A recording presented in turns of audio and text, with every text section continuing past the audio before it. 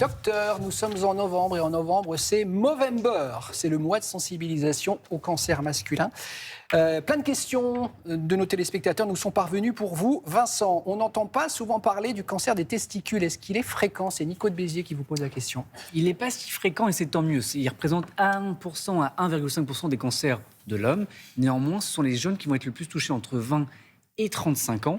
Donc, il faut quand même être sensibilisé et savoir que ça existe. Notamment, il y a des facteurs de risque qu'on a identifiés, ce qu'on appelle la cryptorchidie. Vous savez, c'est quand le testicule a eu du mal à descendre au niveau du scrotum quand on est petit. Le fait de fumer du cannabis augmente également le risque de développer le cancer des testicules.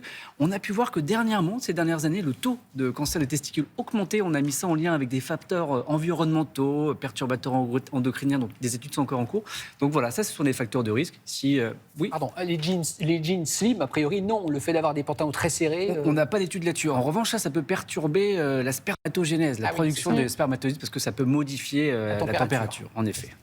À partir de quel âge faut-il commencer l'autopalpation des testicules? Demande Quentin de Saint-Étienne. C'est bien d'en parler avec vos ados quand ils ont 14 ans à peu près, de manière régulière, peut-être une fois par mois, leur expliquer... Une fois par mois? Oui, une fois par mois. Bon, il y en a qui peuvent le faire toutes les semaines, mais c'est... Non, mais pas en parler une fois par mois. C'est faire j'ai l'autopalpation. Le gamin, l'ado, j'en ai marre. D'accord, pardon. Non, faire l'autopalpation, pardon. Merci, Maya. C'est l'autopalpation, tout. D'accord. Et c'est assez simple, assez rapide à faire. C'est bien de le faire après la douche. Vous prenez le testicule dans les 3 doigts, vous le bloquez avec la pince, 3 doigts, et puis le pouce. Et puis vous allez le faire rouler délicatement le testicule. Normalement, il doit être totalement lisse.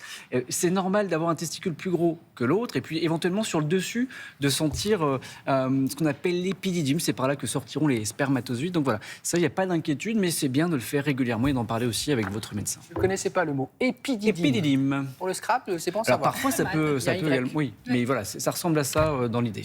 Que faut-il rechercher d'anormal lors de la palpation des testicules? C'est Étienne de Saint-Nazaire qui vous pose la question. Une masse dure, une douleur, un gonflement, voilà, ça, il faut quand même consulter derrière. Maintenant, ça ne veut pas spécialement toujours dire que c'est un cancer. Ça peut être juste un kyste bénin, une infection du testicule par une bactérie. Et la seule urgence, je le répète, si vraiment ça survient une douleur brutale, c'est la torsion du testicule.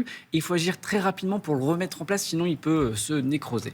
Donc retenez une douleur brutale. Chez le garçon, surtout... Mais ça peut arriver souvent dans la nuit. Souvent, c'est dans la nuit. Mais c'est vraiment... Vous ne pouvez pas passer à côté. Quand on fait du sport ou des choses comme ça. Mais c'est même vraiment, sans rien faire. c'est souvent la nuit maintenant. Dans la journée, ça peut également arriver. Mais c'est tellement une douleur brutale, vive, intense. On passe rarement à côté.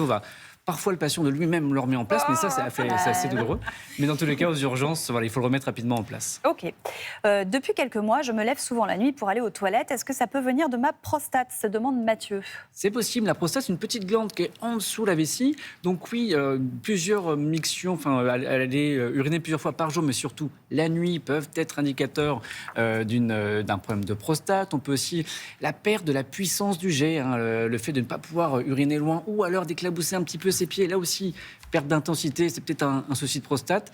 Il y a également la sensation de ne pas vider entièrement la vessie. Donc voilà, ça, il faut également en discuter. Il n'y a pas de dépistage organisé du cancer de la prostate au même titre que le sein, le col de l'utérus et le côlon. Donc à partir de 50 ans, c'est quand même bien d'évoquer ce sujet avec votre médecin. Oui, parce que de la même manière que le cancer du testicule touche plutôt les jeunes, la prostate, c'est un peu plus tard dans la vie, effectivement, généralement. l'incidence va être un peu plus les personnes un peu plus âgées. Effectivement, à partir de 50 ans, il faut quand même s'intéresser au sujet.